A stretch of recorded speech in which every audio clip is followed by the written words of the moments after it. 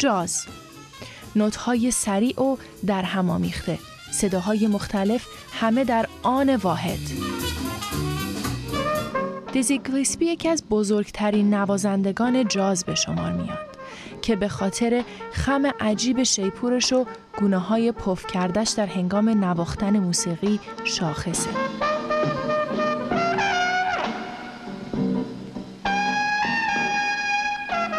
گلیسپی یکی از پیشگامان اولیه شیوه جدیدی از موسیقی جاز به نام بیباپ بود. موسیقی که از مشخصه های اون تمپوی سریع و تاکید بر بداهه نوازیه. موسیقی بیباپ نسل‌های متعددی از نوازندگان رو تحت تأثیر قرار داد و هنرمندان هنوز هم این سبک رو تقلید میکنن. در دهه 1960 گلیسپی با دیانت بهایی آشنا شد و مجذوب تعالیم اون شد.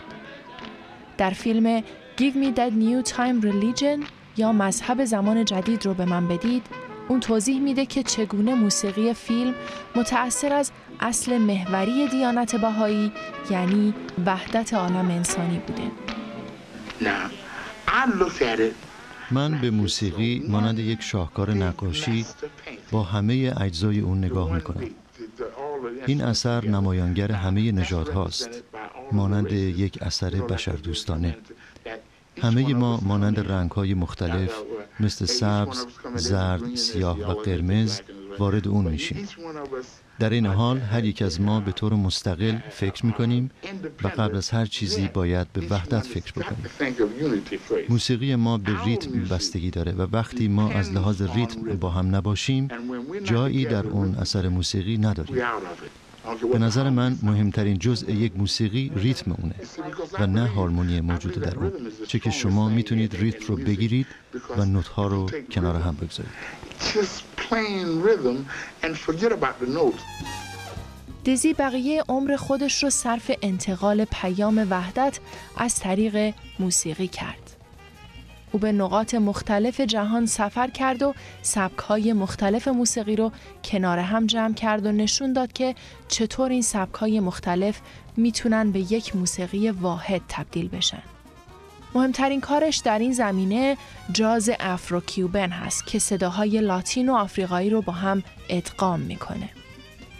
گلیسپی همچنین با افراد نژادهای دیگه در این زمینه همکاری کرد که این کار در اون زمان بسیار خطرناک بود. مایک لانگو پیانیست جاز، آهنگساز و تنظیم کننده در سال 1966 درست در زمانی که امریکا درگیر آشوب شورش‌ها و جنایات نژادی بود به گروه گلیسپی پیوست. ما در 6 یا 7 محله در خیابون‌ها اجرای موسیقی می‌کردیم. یکی از این محله‌ها محله کلیمی‌ها بود و شب قبل از اون در یک پارک اجرا داشتیم. همونطور که روی صحنه در حال اجرا بودیم، یک نفر یک بطری به سمت ما پرتاب کرد که به من اصابت کرد. حدس میزنم اون فرد با ایده اتحاد نژادها موافق نبود.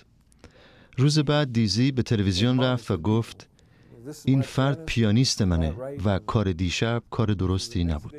دوستی اونها تا پایان عمر دیزی گلیسپی در سال 1993 ادامه داشت. مایک تصمیم گرفت در مرکز بهایی شهر نیویورک سه‌شنبه جاز رو راه اندازی کنه، برنامه‌ای که به وسیله اون یاد و میراث دوست خودش رو زنده نگه داشت.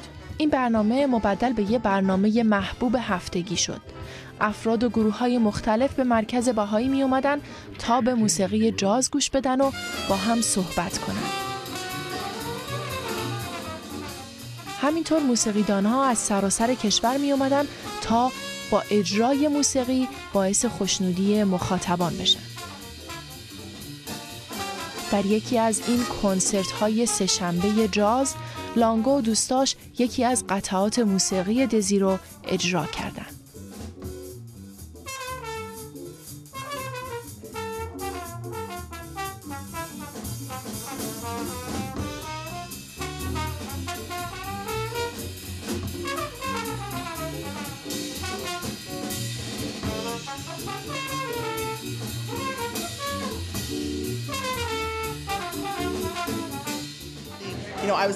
در این موسیقی شما تنظیمات مختلف و ترکیب‌های مختلف رو میشنوید.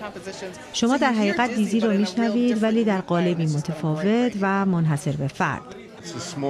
روح موجود در این برنامه‌ها اونو به یک انجمن تبدیل کرده و ما امیدواریم که سالها این کار رو ادامه بدیم. ریتم، حرکت و حالتی که این موسیقی به شما القا میکنه فوق‌العاده است.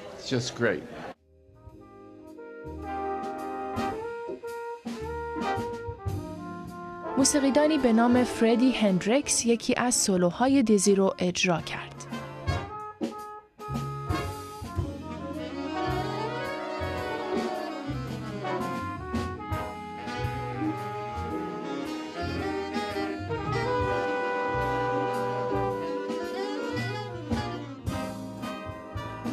اون همیشه سعی داشت موسیقی رو وسعت بده و تا اون حدی که براش ممکنه موسیقی رو قوی بکنه.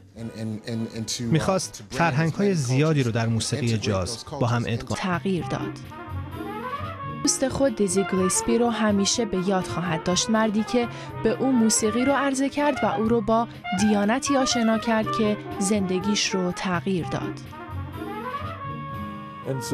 باید گفت موسیقی سرچشمه‌ای مافوق ذهن بشر داره و از عالم بالاتری میاد. و این دقیقاً همون جاییه که انرژی که در دیانت بهایی هست از اونجا میاد. و این انرژی هست که به موسیقی من و دیزی انگیزه میده.